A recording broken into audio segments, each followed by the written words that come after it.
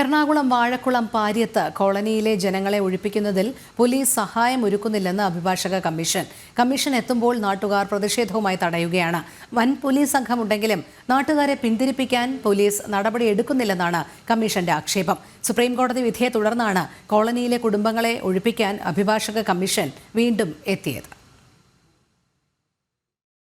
13 തവണയാണ് കോളനിയിലെ കുടുംബങ്ങളെ ഒഴിപ്പിക്കാൻ അഭിഭാഷക കമ്മീഷൻ പാര്യത്ത് എത്തിയത്. കമ്മീഷൻ വന്നപ്പോഴെല്ലാം ജനങ്ങൾ പ്രതിരോധവുമായി രംഗത്തെത്തി. കമ്മീഷൻ ഏകപക്ഷീയമായി പെരുമാറുന്നുവെന്നാണ് നാട്ടുകാരുടെ ആരോപണം. ഇന്നലെയും വൻ പോലീസ് സന്നാഹവുമായാണ് കമ്മീഷൻ സ്ഥലത്തെത്തിയത്. ജനങ്ങളുടെ എതിർപ്പിനെ തുടർന്ന് നടപടിയെടുക്കാതെ കമ്മീഷന് മടങ്ങേണ്ടി വന്നു. പോലീസ് ഉണ്ടെങ്കിലും ജനങ്ങളെ മാറ്റി കോടതി ഉത്തരവ് നടപ്പിലാക്കാൻ കഴിയുന്നില്ലെന്നാണ് കമ്മീഷൻ അംഗം ആരോപിക്കുന്നത്.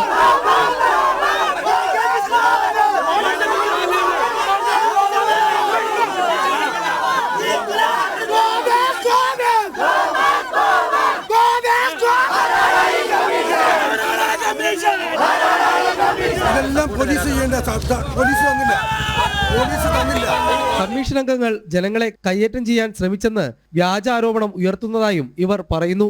അവർക്കെതിരെ ഒരിക്കലും ചെയ്യില്ല. ഇവരെ നോമ്പ് തുറക്കാൻ അനുവദിക്കില്ല. തെറ്റാ അതൊക്കെ പറയണേ, വളരെ തെറ്റാ. അതൊക്കെ വെറുതെ ആവശ്യമില്ലാത്ത ഇതുണ്ടാക്കാൻ വേണ്ടി പറയണതാ. ഒരിക്കലും ചെയ്യില്ല. ഞാനതൊക്കെ വിശ്വസിക്കുന്ന ആളാ, മനസ്സിലായി. ഒരിക്കലും തെറ്റാ. അതൊക്കെ അവർക്ക് എന്നെ ഇവിടുന്ന് മാറ്റണം, അത് മാത്രമേ ഉള്ളൂ. സുപ്രീം കോടതി വിധിയെ തുടർന്നാണ് ജുഡീഷ്യൽ കമ്മീഷൻ സ്ഥലമൊഴിപ്പിക്കാനെത്തിയത്.